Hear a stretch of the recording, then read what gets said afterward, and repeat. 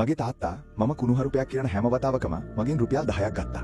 මේක පටන් ගත්තේ මට වයස අවුරුදු 7 දී. මම බත්පි ගාන හලගෙන හුත්තෝ කියලා කෑ ගැහුවා. තාත්තා අර කුස්සියේ තිබුණ පරණ පීනට් බටර් බෝතලේ ඇඟිල්ල දික් කළා. රුපියල් 10ක් දාපන් පුතේ. අයියෝ හුත්තෝ කියන්නේ කුණුහරුපයක් නෙවෙයිනේ තාත්තේ. ඒත් එයා අත දික් කරගෙනව හිටියා. මම සල්ලි දානකම්. මට හිතුණා තාත්තව රවට්ටන්න පුළුවන් වෙයි කියලා. දවසක් රෑ කෑම වෙලාවේ මම හුත්තෝ කිව්වා. තාත්තා එකපාරටම අත උස්සලා කිව්වා. දාපන් සල්ලි. මම තව දේවල් try කළා. මේක නම් මලවදයක් කියලා කිව්වා විතරයි. තව රුපියල් 10ක් බෝතලට ගියා. එයා කෑම කන ගමන් මගේ මූණ දිහාවත් බැලුවේ නැහැ.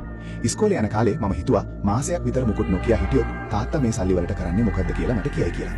සති 3ක් මම කට පියාගෙන හිටියා. ඊට පස්සේ මම තාත්තගෙන් කෙලින්ම අහුවා. එයා නිකන් උරහිස් දෙක ගැස්සුවා විතරයි. ඒවා කොහේ හරි පරිස්සමට තියෙනවා. ඒ ඇතිනි. මම ආයෙ අහන්න ගියේ නැහැ. මට පළවෙනි රස්සාව හම්බ වුණා. මට සුපිරි පඩියක් තිබුණා. මම තාත්තා ගාවට ගිහින් කිව්වා දැන් කොයි රුපියල් 10 සෙල්ලම මට අදාළ නැහැ. මම ජාලේ කලබලා ඉන්නේ කියලා. මම හිතාමතාම හුත්තෝ කිව්වා. තාත්තා කිසි ගාණක් නැතුව ඇඟිලි දෙකක් කිස්සුවා.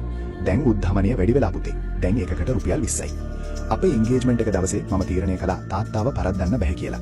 මම වීදුරුවක් උස්සලා කිව්වා මේකේ මාව දාලා ගියොත් මම ඉවරයි කියලා. තාත්තා එතනත් අත උස්සුවා. දැන් රුපියල් 50යි. ගිරපන්. මගේ නෑදෑයෝ ඔක්කොම hina වුණා. මම ගෙදරින් අයින් වුණාම හිතුවා දැන්වත් මේකෙන් බේරෙන්න පුළුවන් වෙයි කියලා. ඒත් කොහෙද? අම්මා එක්ක ෆෝන් එකෙන් කතා කරනකොට කියවන හැම වචනයකටම පයක් ඇතුළත තාත්තගෙන් මැසේජ් එකක් එනවා රුපියල් 100ක් එවපන් කියලා. ඔන්න වෙඩින් එක දවස තාත්තා මගේ කාමරයට ආවා අර පරණ බෝතලෙත් අරගෙන.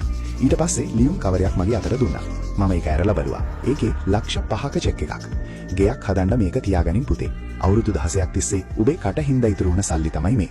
මගේ ධන හිස් පන් නැටි වුණා. මම බිම ඉඳගත්තා. උඹේ 100ත් මට ඔකම කළා. හැබැයි එයා ඒ සල්ලි වලින් එයාට බෝට්ටුවක් ගත්තා. මම එදා හිතාගත්තා මට පුතෙක් ලැබුණ දවසක මම එහෙම කරන්නේ නැහැ කියලා. මට ඇඬුම් ආවා. මට කියුනේ තාත්තා ආයෙත් අත උස්සුවා. දැන් රුපියල් 500යි. දාපන්.